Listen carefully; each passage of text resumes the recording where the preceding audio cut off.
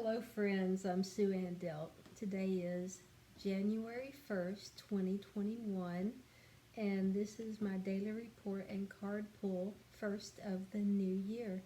Happy New Year! Yeah, check it out. So New Year blessings to all of you is what I pray. And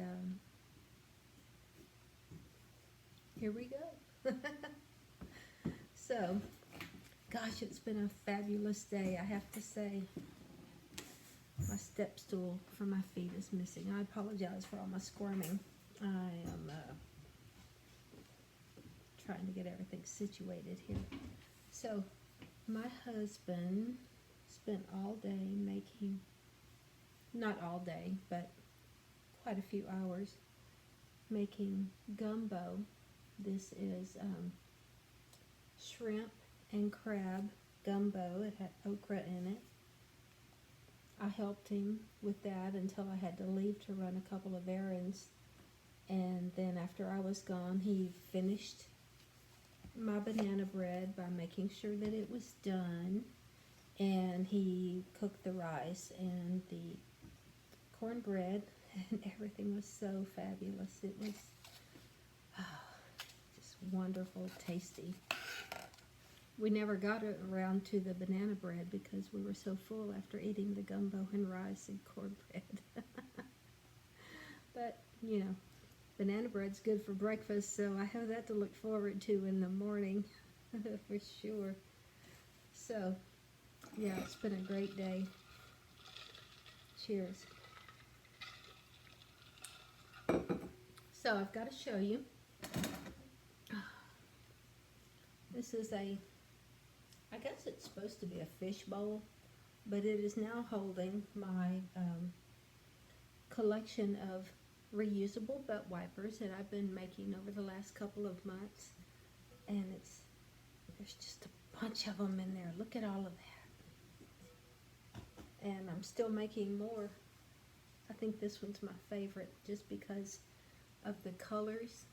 It reminds me of dinner mints, which I used to love when I was a teenager. I would probably buy a bag a week and eat through them. They're really nothing more than confectioner's sugar and mint oil. But oh, I loved them, and I loved anything this color. Still do. Yeah, I can't eat those anymore because number one, too much sugar. Number two, they will rot every tooth out of your head. So stay away from the dinner mints. Oh, hello, Burrito. Say Happy New Year to your fan base. Look at my baby. Oh, that's my Burrito. She's such a good girl. What a good girl. Yeah. And then right here we have Sparky. And everyone else is hiding elsewhere or partying down. I don't know. Something like that. So, I struggled back and forth with myself over the last couple of days trying to decide if I wanted to start a new deck on the 1st of January or if I wanted to continue the cartouche until I finished it. And I finally decided that I wanted to finish the cartouche because it's a deck deserving of being seen, card beginning to the card end. And so I hope that's okay with y'all. That's what I decided to do, finish up this deck. There's not terribly many cards left. That'll probably get us through mid-January. And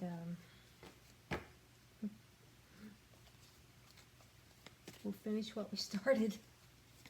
I had a new deck I was really looking forward to starting, and I'm still looking forward to it as a matter of fact, but we're going to finish this deck first.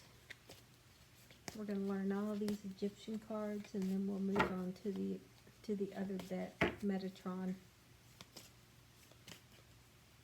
So, what these are oracle decks. I've worked with tarot. I think we've only done tarot once, which was the cat deck with all the different kitty cat cards. And that was a lot of fun, but everything else has been oracle decks, which is kind of like they predict the future or give you a hint as to what to expect. If you pull a card a morning or a card a day, maybe you could think of it as your horoscope for the day, or something like that. So that's what we're going to do. We're going to pull a card today from this cartouche, and this will be the card for our first day of January 2021. Oh, Burrito found my horn. Aw, rip off. As I wake up everyone in the neighborhood. Oops. Hey, it's better than fireworks.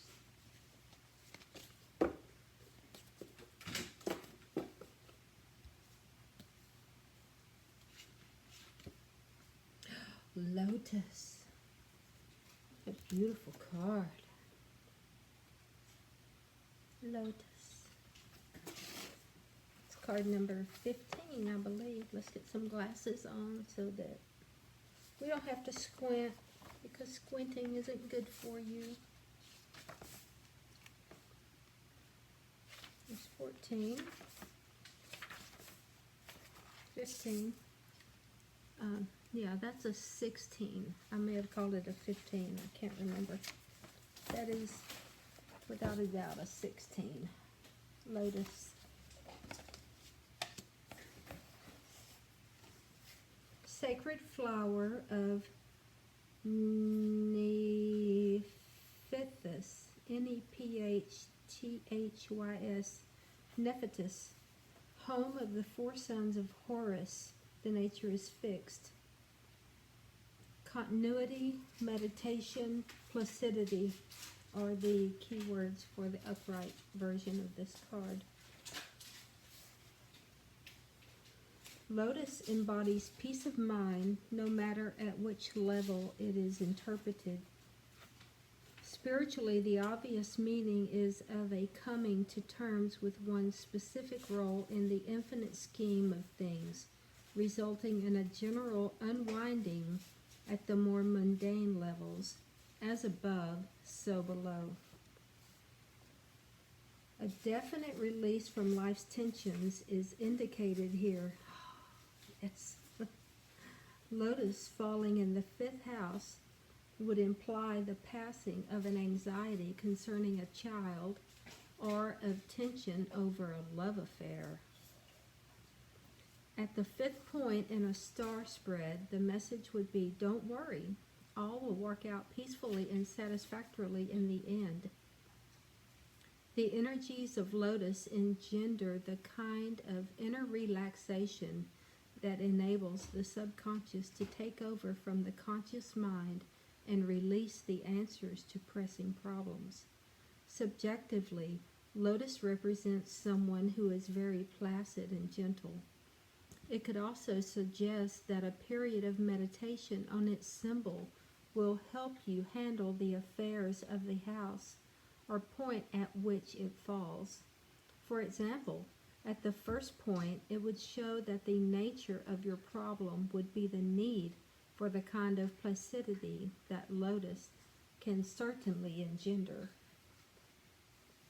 Continuity is represented by Lotus in all positions, so materially it would mean that the affairs of the house position in which it falls would continue satisfactorily. In the 2nd house, for example, There would be no need to worry about money as it would continue to come in. In the 10th house, no layoff as the job would carry on, and so forth. Lotus imbues whatever it touches with peace of mind. Oh, Lotus, please. Here, get on burrito too. Yeah. Oh, Lotus, rub on my friends. There we go. Peace of mind.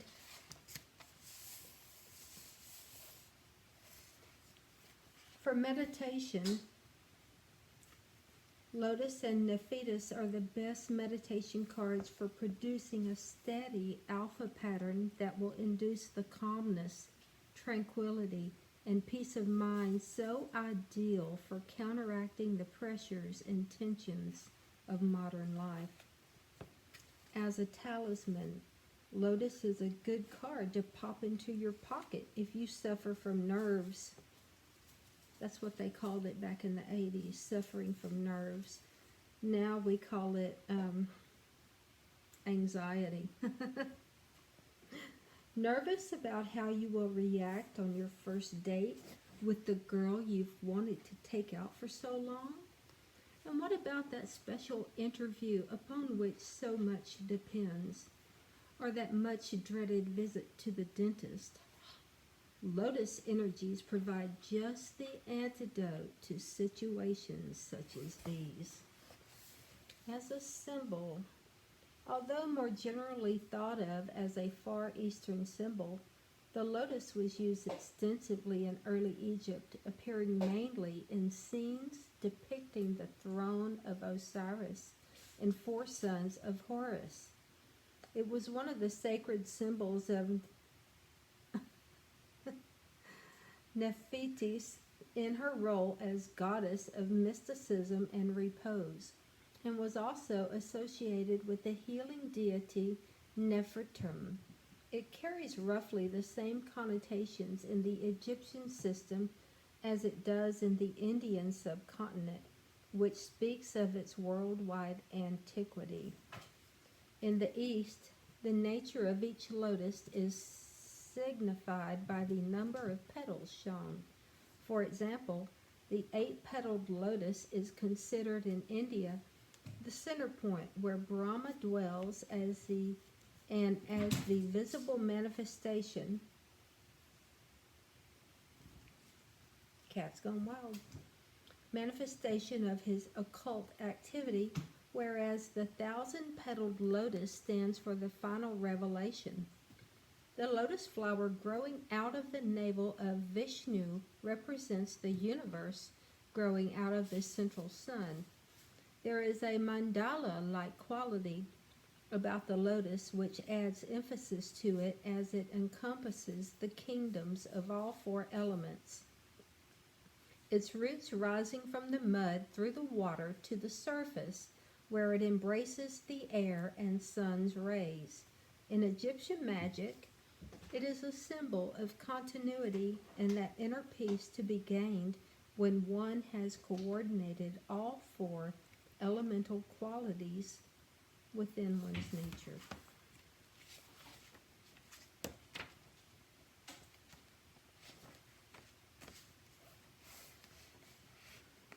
No particular significance has been attached to the number of petals in Cartouche's lotus. So don't bother counting them because it's not significant. Its symbology is one of peace and continuity and the evolvement of the spirit or psyche through the elemental regions of earth, practicality, water, emotions, air, intellect, and fire, creativity, in the pursuit of balance. And there you have it, our first card for the first day of the new year, 2021. Lotus. Who doesn't love a lotus, right? Yeah. Lotus is an awesome flower. Grows up out of the mud. Really cool. Thank you for joining me. I really appreciate you being here with me today. on this special day. I'm optimistic for the new year. I'm hoping that lots of good health and good wealth and happiness come to all of us.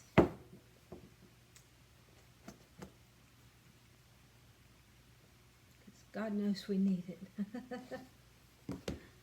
Yeah, there we go. Happy New Year. Happy New Year. So, I love you and I miss you. And I thank you for joining me. And I hope you will join me again tomorrow. And I'm sorry that I missed several days at the end of last year. I just got overwhelmed with a lot of things that were going on and was going through some weird sleep problems, and I hated missing those days, but I couldn't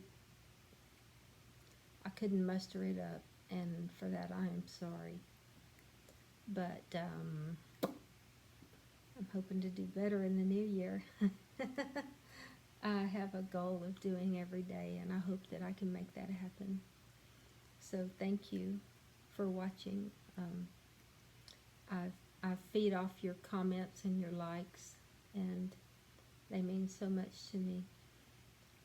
And that's what keeps me going, so thank you. I'll see you tomorrow. Happy New Year and good night.